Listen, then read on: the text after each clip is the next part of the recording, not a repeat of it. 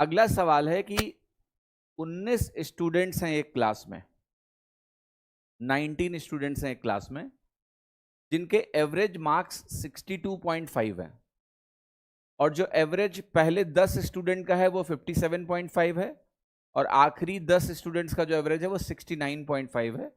आपको बताना है कि भाई मेरा जो 10वां स्टूडेंट है इसका एवरेज मतलब इसकी वैल्यू क्या होगी। इसके दो तरीके हैं, एक ट्रेडिशनल तरीका है और एक है डेविएशन का तरीका, जिससे ये क्वेश्चन सरलता से हल हो जाएगा। कैसे, देखिए, आप कहोगे मान लेते हैं A1 से लेके A10 और A10 से लेके A19 तक के ये टोटल 19 बच्चे हैं।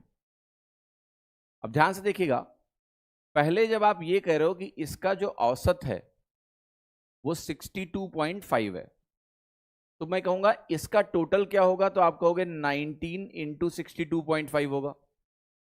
ठीक, अब अगर मैं पहली 10 वैल्यूज को लिखूंगा, यानी मैं यहां पर सोचिएगा A1 से A10 तक की वैल्यूज का टोटल अगर लिखूं तो क्या वो 10 इंटू 57.5 है? यस। क्यों? क्योंकि औसत दिया है। फिर आखिरी 10 की जब बात करोगे तो आखिरी 10 में आएगा A10 से लेकर A19 तक की वैल्यू, आएगा या नहीं आएगा? यस। और जब, एक सेकंड होल्ड करेगा प्लीज, एक सेकंड होल्ड करेगा, बस जस्ट एक सेकंड।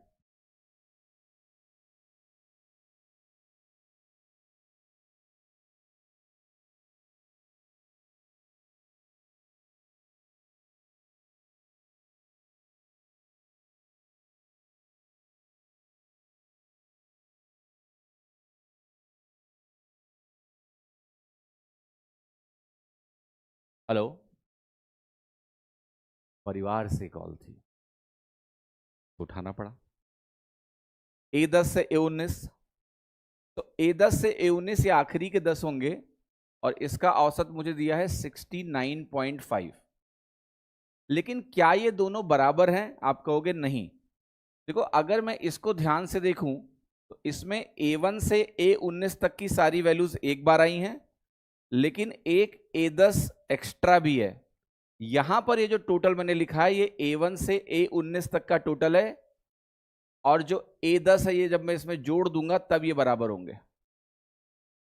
कहने का मतलब ये है कि अब यहां सिर्फ एक वेरिएबल है और उसका नाम है A10, और अब आप A10 की वैल्यू यहां से सॉल्व करके निकाल सकते हैं, बट कैलकुलेशन में थोड़ा समय लगेगा क्योंकि आप 10 कॉमन लोगे, 10 कॉमन ले लो तो आसान रहेगा आपके लिए। या आप डायरेक्टली भी जोड़ सकते हो कि भाई ये 575 बन जाएगा प्लस 69.5 695 बन जाएगा।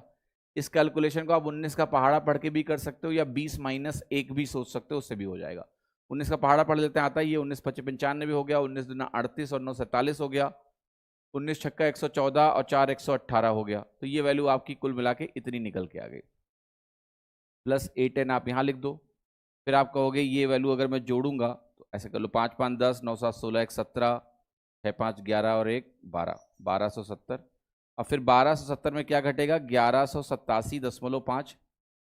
ठीक है, तो ये 12.5 और 70 कितना हो गया? 82.5। बट आपको पता है ये तरीका ट्रेडिशनल है बट इतना अच्छा नहीं है। समझ में आ रहा है ना? आपको टाइम ले रहा है बहुत ज्यादा यार। तो इसका अच्छा तरीका क्या होगा वो करवाता हूं आपको, इसका आसान तरीका क्या होगा वो मैं समझाता हूं आपको। ठीक है, तो प्लीज बने रहिए मेरे साथ और आप देखिए कि इसका दूसरा तरीका क्या है। देखिए, दूसरा तरीका मैं ये करने जा रहा हूं, बहुत ध्यान से देखना कि आपको पता है कि 10 लोगों का औसत 52.5 है, 10 लोगों का औसत यहां 69.5 दिया है और जो टोटल 19 लोगों का औसत है वो मुझे 62.5 दिया है।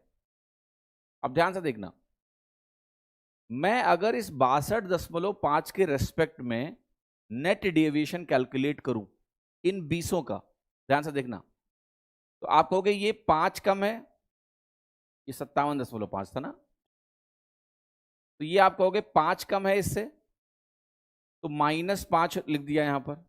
ये वैल्यू 7 अधिक है तो यहां 7 लिख दिया। अब देखो ये 10 लोग हैं तो यहां से डेविएशन बनेगा -50 का, ये 10 लोग हैं तो 7 लोगों का डेविएशन बनेगा +70 का। अगर इन दोनों को आप जोड़ोगे तो नेट डेविएशन +20 बन रहा है कि नहीं बन रहा है? यस। अब एक बात समझना, आपको ये पता है कि यहां जो 20 लोगों को मैंने कंसीडर किया है, इसमें क्या सिनारियो है। यहां पर A1 से A19 एक एक बार सारे आए हैं, प्लस एक एक्स्ट्रा A10 है।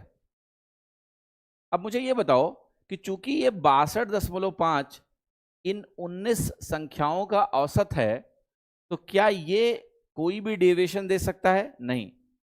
A1 से A19 अगर एक बार आप कंसीडर करो सिंगल टाइम, तो ये नेट डेविएशन जीरो ही होगा। क्यों जीरो होगा?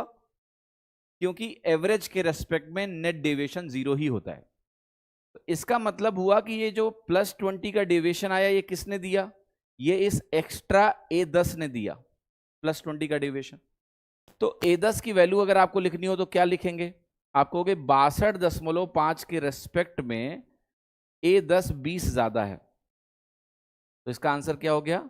82.5। आंसर क्या हो गया? बी। समझ में आ रहा है सवाल? सिंपल सवाल है।